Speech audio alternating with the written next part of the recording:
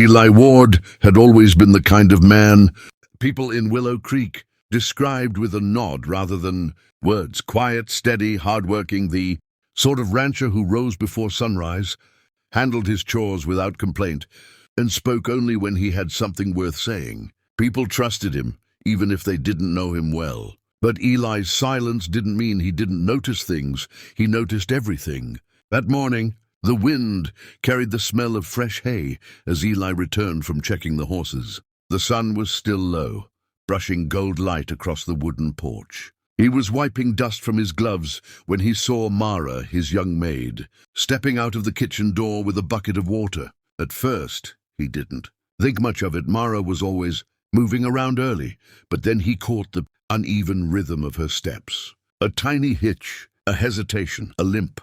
Eli frowned. Mara was usually quick on her feet, always moving like she was trying to outrun her own shadow, but now she looked strained. She shifted the bucket carefully, trying not to put weight on her right foot. When she noticed Eli watching, she jerked upright, forcing a smile that didn't match her eyes. "Morning, Mr. Ward," she said lightly, almost too quickly. "Just slept wrong, that's all." Eli didn't respond right away. He lowered his gaze to her boots. The right one's heel was worn unevenly, scuffed with reddish dirt he didn't recognize. It wasn't the dust from his ranch. The color was too dark, too rusty. The ranch soil was dry and tan. This was something else. "You sure you're all right?" he asked, his voice calm but firm. She insisted again that she was fine, but her eyes flickered away. Eli didn't push her. It wasn't his way to force someone to talk before they were ready. Instead, he watched quietly as she carried the bucket toward the garden, taking careful steps that made her limp even more obvious. After she disappeared around the corner of the house, Eli stepped closer to the porch and knelt near the faint footprints she had left behind. The dirt on her boots left a trail, a faint reddish smear that didn't belong anywhere on his land. He studied it closely, recognizing something he had seen years ago on the Silver Range Trail, a place people avoided since the old mining accident. Something had happened there, and Mara was trying to hide it. Eli stood slowly, dusting his hands off. If she wouldn't tell him what went on, he would have to follow the trail himself. Quietly, he headed toward the stable, already knowing which horse he would saddle first. Eli rode out just after sunrise, following the faint traces of reddish dirt he'd seen on Mara's boots. The morning air was crisp, the sky a soft blue stretching over the quiet valley. Most people wouldn't have noticed the trail, but Eli's eyes were trained by years of ranch life. He knew when something was out of place: broken grass, a shifted stone, dust carried from a different part of the region. Mara's trail was faint, but it was there, leading away from the ranch toward the outskirts of Willow Creek. The Silver Range Trail had once been used by miners hauling supplies, but ever since the collapse, everyone avoided it. The stories around it weren't dangerous, just eerie, strange sounds at night, abandoned shacks, old tools left to rust. Eli didn't believe in superstition, but he respected land, and the land was telling him something had moved across it recently. As he reached the mouth of the trail, he dismounted, choosing to walk the rest of the way. The dirt here had the same rusty tint that clung to Mara's boot heel. He crouched and ran his fingers lightly across the soil. Fresh footprints, one set small, matching Mara's stride, and deeper ones from heavier boots. Next to them were lines in the dirt, like something had been dragged. Though not something large enough to be a person, maybe a crate or bag. Eli followed the prints quietly.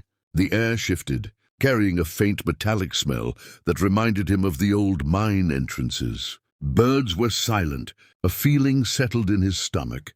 Not fear, but alertness, the kind that came before storms. Up ahead stood a broken fence, half collapsed from age. A scrap of cloth fluttered from one of the splintered boards. Eli stepped closer and recognized the color immediately. It matched the dress Mara wore when she cleaned. The pantry yesterday. He reached out and touched it gently. It was torn at the edge, the threads fresh. Someone had chased her, or at least frightened her enough to make her stumble. Eli straightened and scanned the area. Just beyond the trees, an old mining shed leaned against a hill. It looked abandoned, but as he moved closer, He heard voices from inside, low, harsh whispers. Two men arguing. "You said she didn't see us." One hissed. "She ran. What was I supposed to do?" The other snapped. Eli froze. His jaw tightened. He didn't move closer. He didn't need to. Their words told him everything. Mara had crossed paths with them, and whatever they were doing out here, they didn't want anyone finding out. He backed away silently, careful not to snap a twig. Once he was far enough, he mounted his horse and turned toward town. Eli wasn't loud, but when he spoke, he meant every word. And the sheriff needed to hear all of this before it became something worse. Sheriff Dalton was sorting through paperwork when Eli stepped into the office. The bell above the door gave a soft jingle, and the sheriff glanced up expecting a simple ranch matter. Missing cattle, a broken fence, the usual. But the look on Eli's face made him straighten instantly. Eli Ward was calm by nature, steady as the mountains around Willow Creek. Seeing him tense was rare. "We need to talk," Eli said. Dalton set the papers aside. "What happened?" Eli explained everything, the limp he'd noticed, the unfamiliar reddish dust, the scrap of Mara's dress near the Silver Range trail, and the arguing voices in the old mining shed. The sheriff listened without interrupting, his expression shifting from curiosity to concern. When Eli finished, Dalton stood abruptly, grabbing his hat and calling for two deputies. "You're telling me you found them?" Dalton said as he locked his office door. "The men from the smuggling case?" Eli didn't know about any smuggling case, but he nodded. "Two men, hiding at the old shed." The sheriff shook his head in disbelief. "We've been trying to track them for weeks. We thought they were moving stolen goods through abandoned routes. If your maid crossed paths with them." His voice trailed off, heavier now. The ride to the Silver Range trail was tense. Dust lifted behind the horses as the sheriff and his deputies followed Eli's lead. The valley was quiet, almost too still, as if the land itself was holding its breath. When they arrived at the broken fence and the scrap of Mara's dress, Dalton's jaw clenched. "You were right," he muttered. They moved toward the shed with slow, careful steps. Dalton signaled the deputies to flank the sides, but when they pushed the door open, the inside was empty. The suspects were gone, but they'd left behind more than they intended. Crates with false bottoms, tools used for prying metal, a map with marked paths around the ranch's outskirts, all clear evidence of a smuggling operation. Dalton exhaled sharply. "Eli, this is more than we expected.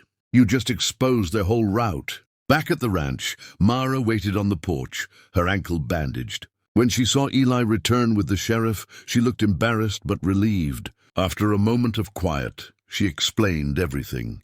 She had passed the trail on her way back from town, seen the men unloading something, and accidentally made a noise. They spotted her and she ran. She fell, hurt her ankle, but managed to escape. Eli listened quietly, his steady presence calming her. "You're safe," he said simply. The sheriff nodded, because he paid attention when the rest of us didn't. For a man known for silence, Eli's actions had spoken louder than anything, and the sheriff's office wouldn't forget it.